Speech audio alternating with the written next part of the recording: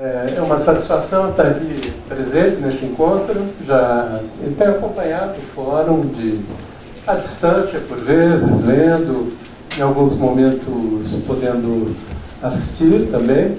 E eu diria que o que está sendo feito aqui é exatamente um processo de pensar no Brasil. E é exatamente essa construção de uma capacidade de interpretação do Brasil que se faz necessária nos tempos de hoje. Como o Nassif estava colocando, nos anos 30, um elemento fundamental na Constituição Nacional foi exatamente esse pensamento de país.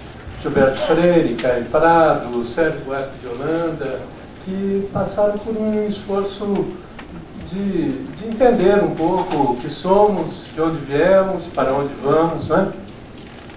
Então, eu diria que é uma satisfação estar presente falando para vocês aqui, também ao lado do professor Jorge Yudsi, que é a primeira vez que eu conheço pessoalmente, né?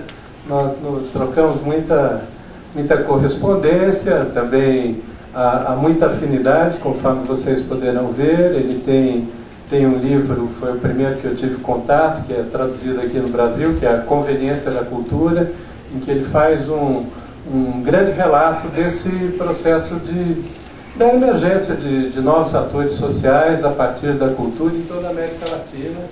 E logo no início, quando eu estava desenvolvendo a construção da ideia do Cultura Viva e dos pontos de cultura, foi muito significativa a leitura. E que é traduzida no Brasil pela editora da Federal de Minas Gerais. Bem, eu sou historiador.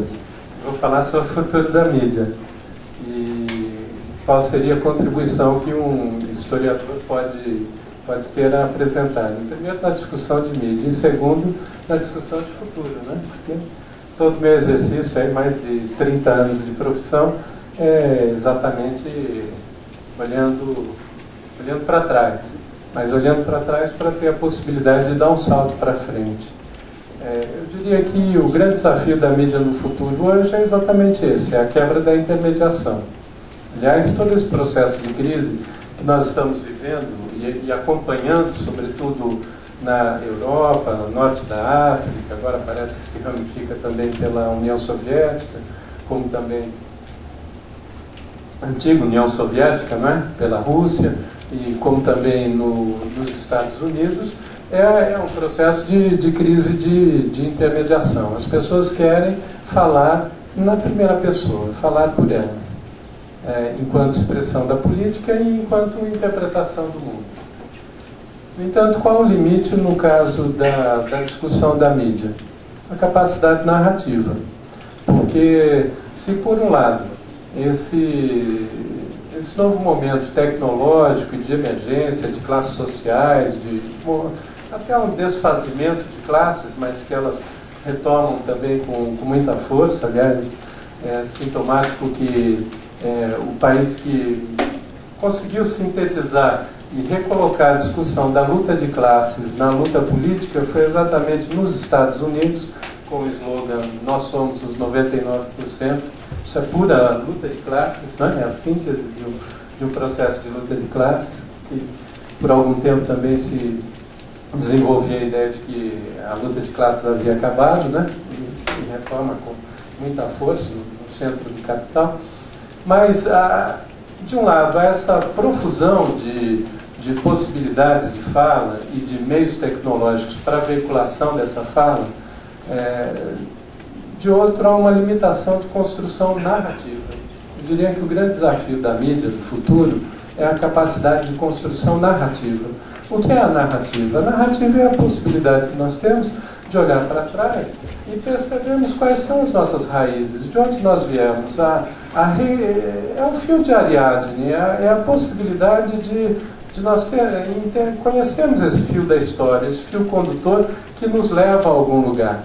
Sem a capacidade narrativa, a construção de um processo interpretativo do mundo, ela fica limitada. A capacidade narrativa, ela era dada pela mediação, no caso, pela política, pela mídia e tudo mais. Mas ela envolve a possibilidade de as pessoas terem os seus efetivos instrumentais, as suas efetivas ferramentas. Uma primeira ferramenta de construção de um povo para a constituição de sua narrativa são as tradições. Tradição, todavia, como vocês, alguns devem saber, a etimologia da palavra, ela remete à traição. Né?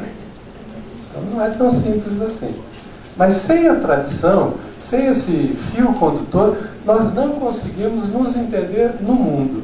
Então esse é o primeiro limite. E não é à toa que nessa atual etapa em que tenta se impor esse modelo de capitalismo que alguns definem como capitalismo cognitivo, né?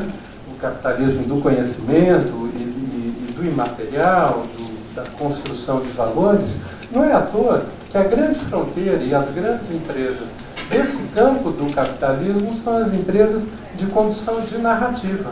Qual é a principal delas? O Google, que vai sugando todo um processo de construção de um conhecimento da humanidade de séculos, milênios, e tem os mecanismos de busca.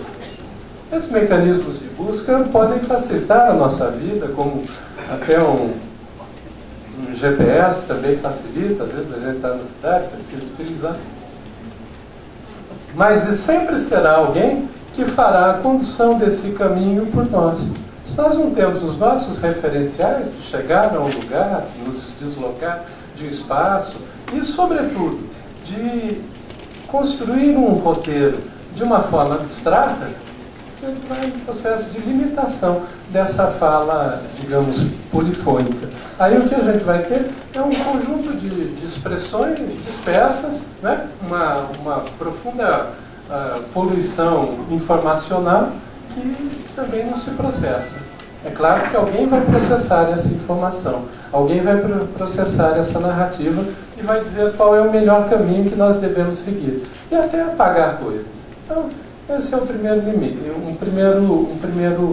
uma primeira necessidade da construção narrativa, da reconquista do conhecimento de nosso fio da história, que se dá pela tradição, mas que não se limita na tradição, porque ela envolve um processo contínuo de invenção e ruptura. E esses momentos de ruptura também, que a gente vai vendo na história, eu concordo muito com o que o Nassif colocou, sobretudo, inclusive, da identificação desse nosso período com o que ocorreu no Brasil entre os anos 20 e 30. Também houve um momento de virada interpretativa, né? Aí ele até coloca da rachadura, 29, 30, né? Mas é o que a gente vê na ciência da natureza também. A água, sob determinadas condições de pressão e temperatura, ela vai para o estado sólido, vai para o estado líquido, estado gasoso, né? É bom, inclusive, que não exista nenhum grande avaliador que saiba exatamente quando isso vai se dar, porque ele perde a graça, o próprio físico da história ele perderia a graça, mas que a gente vai incorporando novos elementos de pressão, de temperatura, e que envolve exatamente essa emergência de segmentos sociais, capacidades interpretativas, desejos também, construção de desejos de forma própria, que hoje não é o que acontece. Os desejos eles são induzidos. Esse capitalismo cognitivo ele entrou no campo dos sonhos, né? Dos nossos desejos. Hoje o lançamento de muitos produtos ele está deslocado da necessidade própria das pessoas, da humanidade. Se cria um produto a partir da criação da indução de um desejo. Também é uma forma de perda de horizonte narrativo, né? A narrativa ela também envolve essa capacidade de abstração, que é estabelecer um roteiro de vida, que pode ser individual, pode ser de um grupo social, ou uma classe social, ou um ambiente de uma nação, ou de humanidade, né? É um exercício que não é simples, porque o roteiro envolve fazer um desenho no ar e conseguir traçar um rumo, construir esse conjunto de ideias. E é isso que se busca. Agora, como que a gente se localiza numa situação em que o mundo é estruturado a partir de sistemas que estão muito bem definidos, né, na nossa vida. O sistema mercado, por exemplo. Não existe nenhuma lei que diga o que é o mercado, né? Existe avaliação do mercado, mas nós aceitamos ao sistema mercado e nos submetemos a ele de uma ou de outra forma, nos submetemos. Por quê? Porque ele tem uma regulação muito clara, que é o dinheiro. E o dinheiro vai coisificando tudo, e ao coisificar, ao estabelecer um preço, a mediação se estabelece. Também temos no nosso mundo um outro sistema, que é o Estado, né? O Estado também é uma abstração. Antes o Estado era identificado com o rei, hoje é um conjunto jurídico e de aparatos legislativo, executivo, judiciário. Ele também tem uma mediação da qual a sociedade se submete de uma forma muito clara, e que é uma mediação definida pelo poder. Também aqui a gente poderia entrar num outro sistema, que são as igrejas. Todas as igrejas que têm a mediação fé. Mas aí não, é um ambiente complicado de colocar. Do outro lado, nós temos a vida tal qual vivemos no nosso cotidiano. Essa vida, ela é continuamente sugada pelo sistema. Não é? Às vezes a gente mesmo fala, o sistema incorporou, corrompeu a nossa vida. Mas aí nos cabe uma pergunta: os sistemas não são construções metafísicas. Os sistemas são construções humanas. Em algum momento a humanidade construiu isso. E isso é resultado de um processo histórico. Por quê? Se eles são construções humanas, resultado da vida, portanto, por que a vida não consegue estabelecer uma boa mediação em relação aos sistemas? Bom, porque a vida é muito complicada, tem muitas variáveis. E as variáveis não são tão simples como dinheiro para o mercado, poder para o Estado ou fé para a igreja. Nós temos, aqui nem teria muito tempo para explanar, mas nós temos as virtudes todas. Alguém poderia dizer, a vida é mediada pelo amor, a vida é mediada pela solidariedade, a vida é mediada pela fraternidade, pela bondade, mas a vida é mediada também pelos 7 pecados capitais, pela inveja, pelo ódio, pela vingança. Há várias sociedades, comunidades indígenas, por exemplo, que têm na relação de vingança um processo de organização de seus grupos sociais. Mais que isso, sociedades até não tão primitivas, aí primitivas, eu estou dizendo da base, né? Não como uma classificação de valor. Mas na Europa mediterrânea, a vendetta é um mecanismo de mediação da vida ali. A gente vai para Córcega, vai para Sicília, Albânia, tem aquele livro do Cadaré, que foi transformado em filme aqui pelo Walter Salles, né, O Abril Despedaçado, que trata exatamente desses códigos de vingança, de vendetta, em que regulam a vida. Ou seja, num conjunto de regulações. A gente tivesse aqui um espaço, eu sou bem analógico, eu não mando nada em computador, mas enfim. Vamos imaginar que a gente tem ódio, vingança, amor, fraternidade, blá. E do outro lado a gente tem uma outra mediação, que é poder, que é dinheiro. Até matematicamente é fácil entender por que a vida vai sucumbindo a esse ambiente dos sistemas.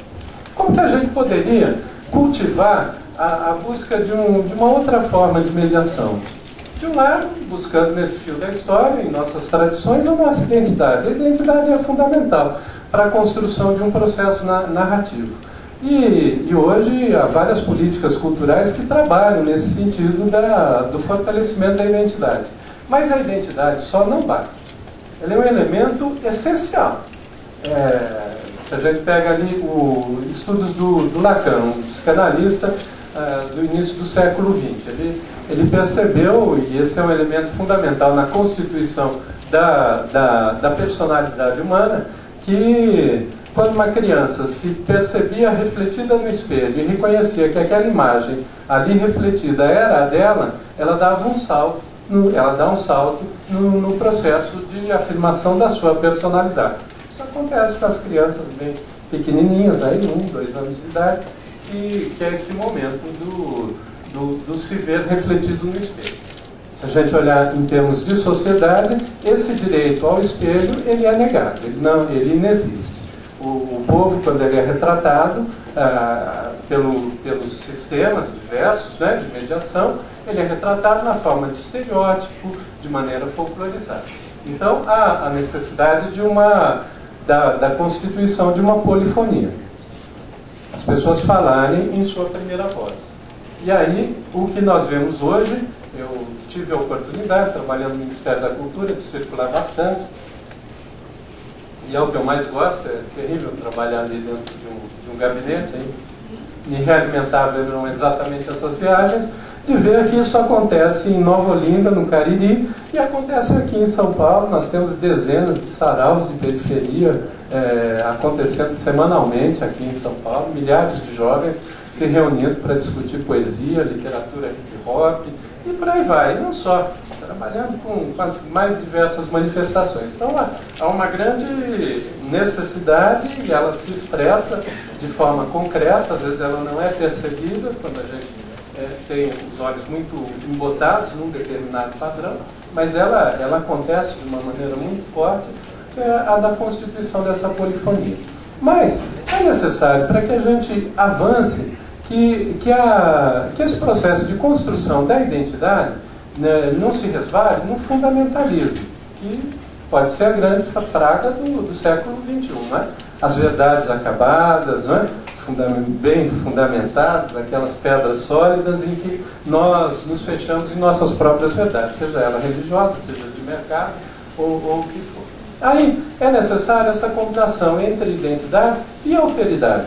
A alteridade é a capacidade de nós nos vermos nos outros, mas esse é um exercício muito complexo, é muito difícil. Em primeiro, não há como ter identidade, ter alteridade, se não se tem a identidade muito bem reconhecida.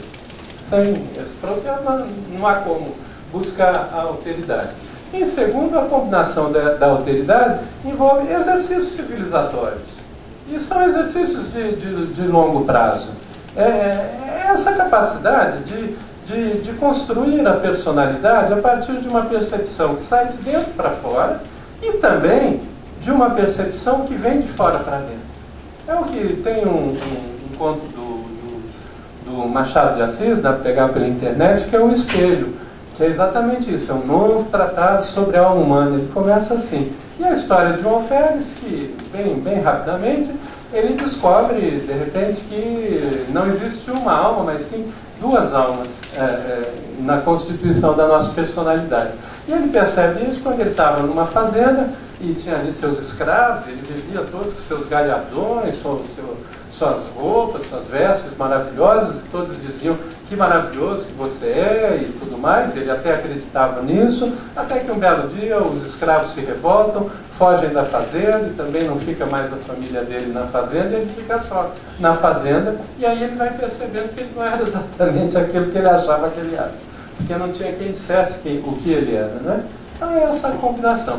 Eu diria que dessa combinação identidade e alteridade é que pode nascer a solidariedade, que seria a busca aqui como um horizonte, que era também está presente na Revolução Francesa, a igualdade, liberdade, fraternidade. Fraternidade foi a perna não realizada da Revolução Francesa, não é? A busca desse ponto de mediação da vida, para que pelo menos a vida se equilibre com esse mundo dos sistemas.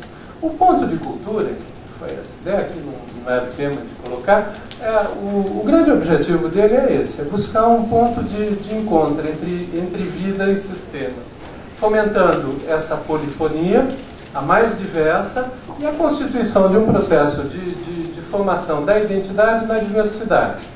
E como isso se dá, eu não sei se aqui vocês estão familiarizados com a ideia de ponto de cultura, mas cada um é de um jeito, tem de tudo.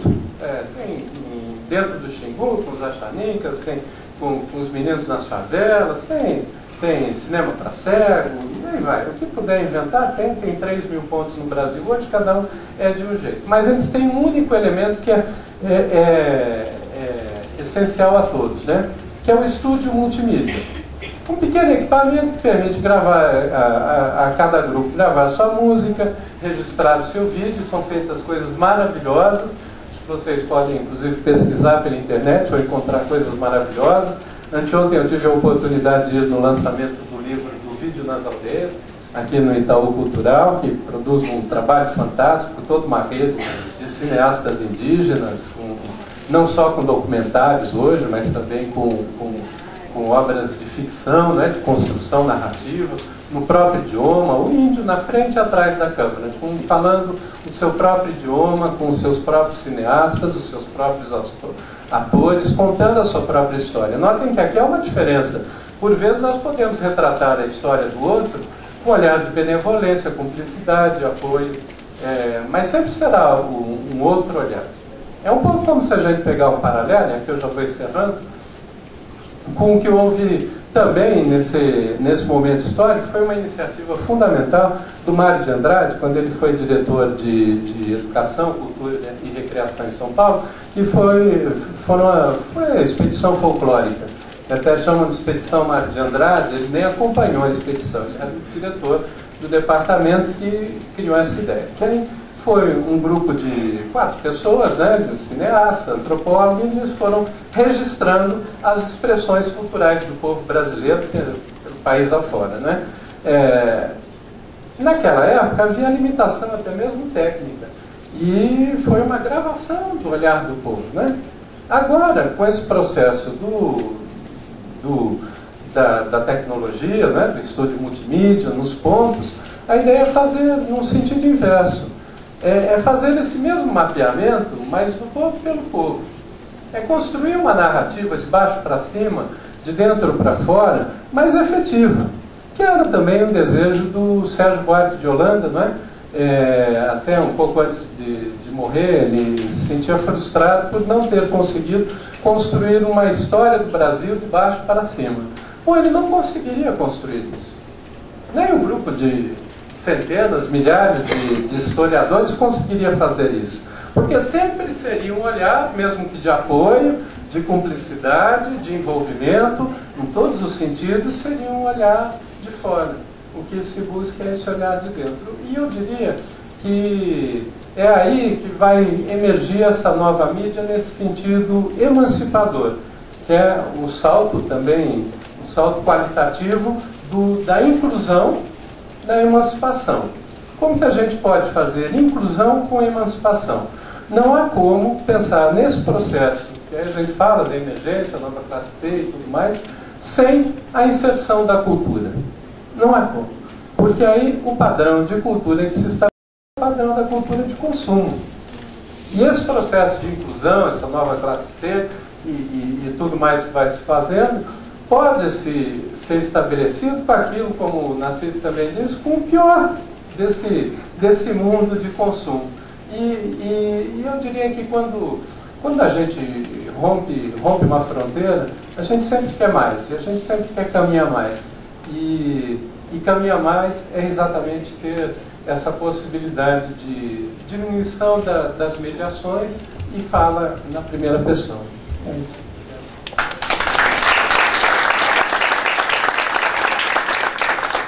Evaristo Nunes, Ministério da Cultura. Em Yorubá, boçal era o negro que não se aculturava da religião católica e não se permitia perder as suas origens. Será que nós estamos, de maneira inversa, como a Semântica da Palavra assumiu, também entrando numa cultura da boçalidade? Ou seja, importante é consumir e não criar uma massa crítica sobre os processos que nós estamos passando. Não só, eu não estou falando aí só de mídias, mas também no nosso nível de análise, onde a análise fica muito descritiva e pouco sofisticada do que somos, e fazendo uma leitura diacrônica, os leitores brasileiros como Sérgio Buarque e a geração de 30 não encontram similitudes comparativas no mundo moderno, e se isso não é um sintoma da cultura da boçalidade, uma cultura muito descritiva e pouco analítica e incapaz de incorporar a sua realidade no seu espaço. Essa é a minha pergunta. Sou Dória Bressati. Eu queria uma pergunta para a mesa dizendo o seguinte: as ondas da internet, como vocês colocaram, quando houve a onda onde a informação foi colocada ao nosso alcance. Foi uma onda que a gente falou assim, quem inventou isso saiu na frente rapidamente. Isso não faz muito tempo não, quando falamos do Google, do Yahoo, né? Depois veio a onda do Facebook, que ele tirou a informação de lado e falou assim, agora eu falo eu com você. Virou a internet entre pessoas. Mas a outra revolução que está vindo, e a gente ainda não percebeu, e vocês tocaram levemente no assunto, é o que a gente está falando da internet das coisas. Que é a próxima onda que está chegando na área dessa comunicação, que ainda está começando vindo de outros lugares para cá, onde há essa interação. Isso deve, nos próximos, não muito longe, nós vamos começar a sentir essa inteligência entrando na vida da gente, mexendo na cultura da gente. A gente está caminhando e as pessoas interagindo com as coisas. Queria que vocês falassem aí dessa nova forma, como é que a gente pode imaginar que elas vão influenciar na nossa vida. Cida Medeiros, eu gostaria apenas de entender um pouco mais, se possível, para essa comunidade inteira que está criando e tendo facilidade na sua própria produção, como poderia, na visão de vocês, acontecer essa queda do muro de Berlim, ou essa ruptura com essa matrix de que as pessoas estão acostumadas a esperar a legitimação do Jornal Nacional ou da mídia tradicional. Como que poderia ser rompida essa película? Marília de Lima, Cooperativa Cultural Brasileira. A pergunta é se esse crescimento das novas mídias, né, se a gente não vai chegar num momento de estarmos na mesma situação que a gente tem hoje com a mídia tradicional, ou seja, se a gente não vai chegar num momento em que a manipulação ela também vai acontecer, até porque a gente sabe que hoje uma pequena parte só do Brasil, né, do resto do mundo é um pouco maior, mas no Brasil que utiliza hoje as mídias sociais e as mídias de internet e as novas mídias. Então, se a gente não corre o risco de cair na mesma situação de monopólio, de manipulação. Bom dia, Marcelo, empresa Buissa. Na opinião de vocês, como jornalista, nessa nova mídia, onde fica o papel do editor? Não o editor de livro, mas aquele editor que tem o poder da caneta, de cortar palavras, cortar vírgulas, de um texto que você levou 2 meses de uma ideia, que você levou 2 meses para criar, e chega lá e é publicada de uma forma totalmente diferente. Será que essa mídia eletrônica hoje tem mais voz porque não tem esse editor? E ela já vai direto, esse texto não é editado, esse texto é o que se fala? Onde fica esse papel? Meu nome é Tereza Kikuchi, eu sou do estúdio Bogaria, trabalho com livros. E eu quero perguntar a opinião de vocês e de todos aqui. Eu vi que existem pessoas que trabalham no MINC, o senhor também veio do não, sim, mas trabalhou. E existe um debate que é o seguinte: a tecnologia caminhou e o mercado incentivou a produção de tecnologias que permitem a reprodutibilidade, né? Então, no que eu quero chegar é o seguinte: como que fica e essa reprodutibilidade, ela faz com que o usuário seja também um difusor, né, da cultura, do conhecimento, e aí, ao mesmo tempo, esse mesmo mercado, outros agentes desse mercado tentam inviabilizar esse compartilhamento entre os pares, né, entre os usuários. Então, eu gostaria de saber a opinião de todos aqui sobre isso, sobre a criminalização do compartilhamento de ideias, compartilhamento da produção cultural, né? Agora saiu um texto recente do MINC, nós temos uma pessoa do MINC aqui, seria ótimo se ele pudesse falar também. E houve um debate com o professor da USP, Pablo Hortelado, sobre esse texto do MINC em relação a direitos autorais. Tá bom? Obrigada. Cultura da boçalidade. Começou bravo aí. Vou responder no geral. E mais do fim para o começo, né? Os últimos. A quebra da película é a quebra do código-fonte. E hoje a grande fronteira para a dominação do capital sobre esse processo de circulação de conhecimento, de interpretação do mundo, está no fechamento do conhecimento. Por isso a discussão sobre um novo marco regulatório para os direitos autorais, discussão a respeito não do símbolo Creative Commons, mas da possibilidade de construção de processo de criação comum, ela é tão estratégica. E por isso, inclusive, ela tem embates, até dentro de um mesmo campo político, digamos assim. Se olharmos em termos de período de governança, teve o governo Lula, governo Dilma, um processo de continuidade, mas dentro desse mesmo campo há avanços e retrocessos, há mudança de visão. E o que é o código-fonte liberado? O código-fonte liberado é a possibilidade de uma ideia primeira, ela admitir esse processo de compartilhamento, de interferências. Esse foi o processo de desenvolvimento da humanidade. A humanidade cresceu assim. A gente vai lá na relação entre Australopithecus, Neandertal, Cro-Magnon, Homo sapiens. Inclusive, foi o único momento em que houve raças, né, humanas, né, porque Neandertal era uma raça, Homo sapiens era outra raça e que conviveram. Hoje nós temos só uma raça, né? Neandertal. Tem um tantinho, né, que acabou fundindo. Né? Mas foi exatamente nesse processo, muito simples até, o que era o conhecimento de uma pedra lascada. Como é que alguém chegou na pedra lascada? Tiveram que lamber pedra, cheirar pedra. É exatamente isso mesmo. Esse é o método, é a origem do método científico, né? Processo de experimentação e de troca, e que ele tem que se manter. E quando você nega, você impede esse processo de alguém lamber a pedra ou cheirar a pedra para identificar qual é aquela pedra mais adequada para abrir um animal, né? Você estabelece um processo de dominação. Então, essa é uma discussão estratégica.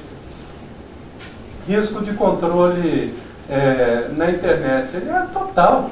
Ele já existe hoje. São esses mecanismos de busca, eles vão penetrando nos desejos, eles vão penetrando nos sonhos das pessoas e vão dizendo, eu nunca comprei ainda, eu gosto de ir na livraria, mas eles vão fazendo esse tipo de indicação. Agora eu vi que houve uma reunião do Google com editores, né? Você é de editora, não sei se foi lá, e que eles têm uma proposta de seria um depositório de tudo, né? Inclusive parece que eles vão ganhar 65% do valor, não é isso? Imagine, e vai recolhendo. Às vezes talvez a única forma de preservar esse conhecimento seja com os homens livres, né? Aquele filme, o Fahrenheit, né? que queimavam os livros, né?